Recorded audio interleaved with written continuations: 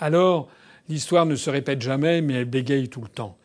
Il faut bien comprendre que la construction européenne, qui a été présentée au peuple comme visant à la paix entre les peuples, comme visant au fait qu'on empêcherait pour toujours et à tout jamais le retour de la barbarie hitlérienne, eh bien malheureusement, comme le disait le philosophe français du XVIIe siècle Blaise Pascal, l'homme n'est ni ange ni bête, mais le malheur veut que qui veut faire l'ange fait la bête.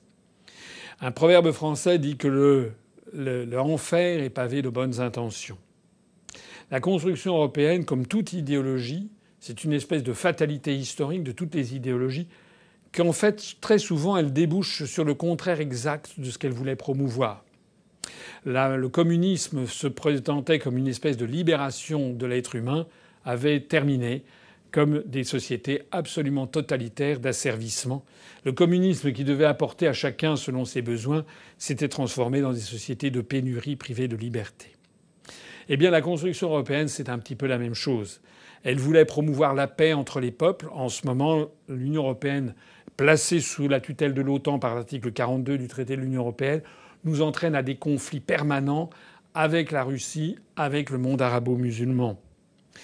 Par ailleurs, la construction européenne qui prétendait ne plus jamais revoir la barbarie hitlérienne est en train de susciter en Allemagne justement la montée de mouvements extrémistes.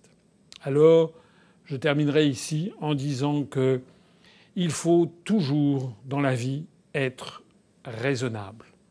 Il faut comprendre que, de même que la conception hitlérienne du monde, que même que la conception soviétique du monde étaient des conceptions idéologiques qui ont mené dans tous les cas à des désastres, la conception de l'Union européenne, la fusion contre rime et raison d'une trentaine de pays aux intérêts, aux langues, aux histoires, aux tissus économiques, aux traditions politiques, économiques et sociales totalement différentes, cette volonté contre rime et raison de fusionner 28, 29, 30 États bientôt dans cette espèce d'État-continent contre la volonté des peuples, eh bien, est en train de déboucher sur le contraire exact de ce qui était prévu.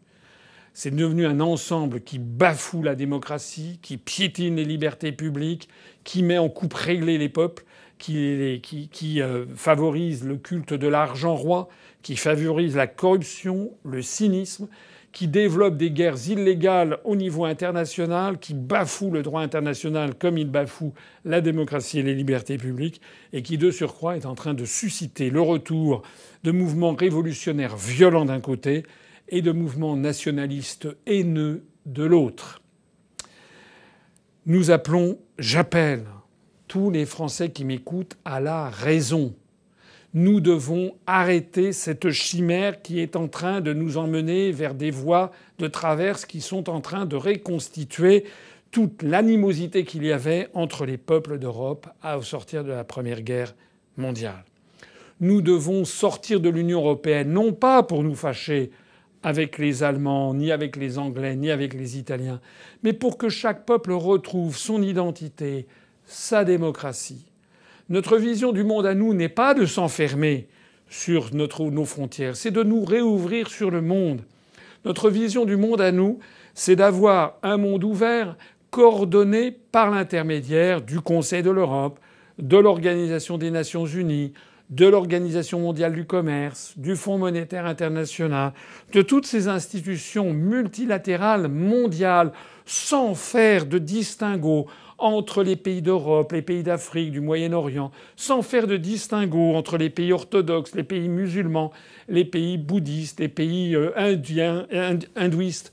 C'est ça notre objectif. Notre objectif, c'est que chaque peuple fasse son travail de deuil, comme dirait un psychanalyste, de vouloir dominer les autres, et qu'au XXIe siècle, nous reconstituions ce qui avait été mis à jour par nos ancêtres après l'épopée napoléonienne, avec le Congrès de Vienne de 1815, c'est-à-dire ce que l'on appelait le concert des nations.